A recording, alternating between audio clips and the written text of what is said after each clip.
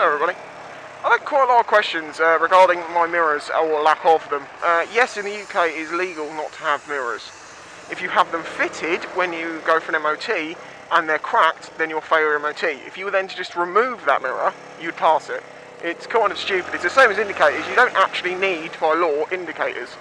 But if they are fitted again, they have to be working. Someone asked me a while ago, they thought that the bike looked a lot better without them. And I said, well, I don't have any at the moment because, well, I have a problem with one of them as the main reason, but the other reason is I actually quite like it without mirrors. But you better be aware about blind spots,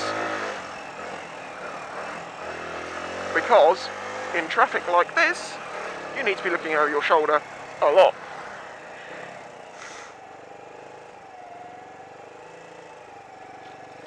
So I mean, no mirrors, you better doubly, triple your shoulder checking, because every single time you need to glance behind you, that is a shoulder check.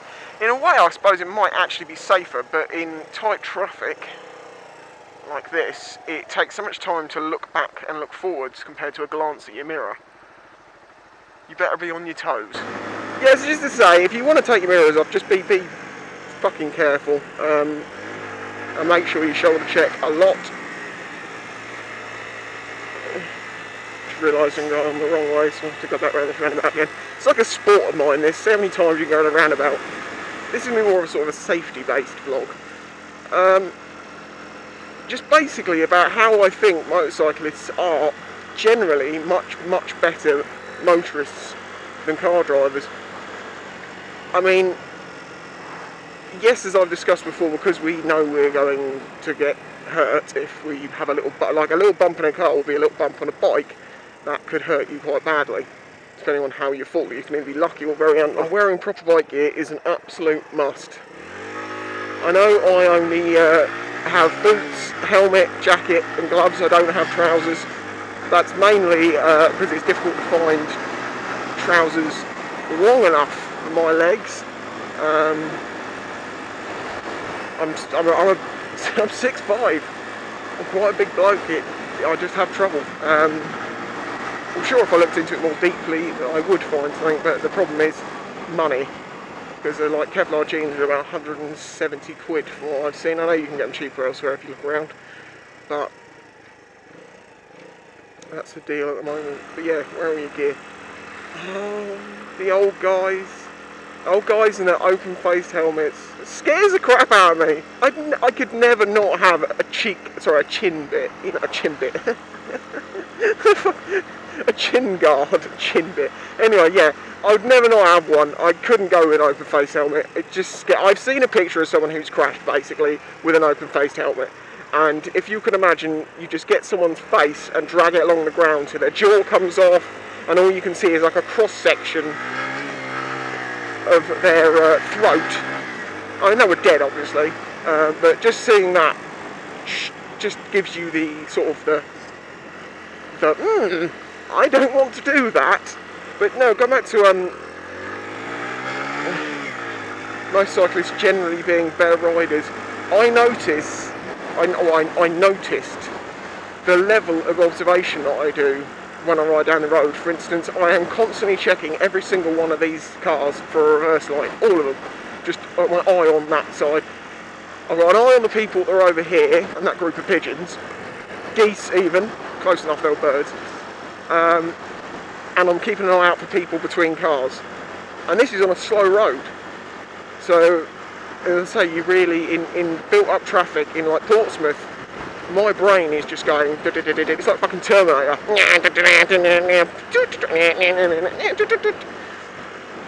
And I did it early on when I didn't realise I was doing this, and I noticed the fact that it was reverse light, see? I noticed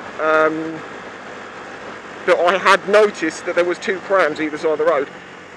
They weren't going to cross the road, but I was aware that they were there, because people have a habit of using their pram as like a look at the baby, stop! And it's like, fucking hell! They just stick their pram out into the road first. It's nuts.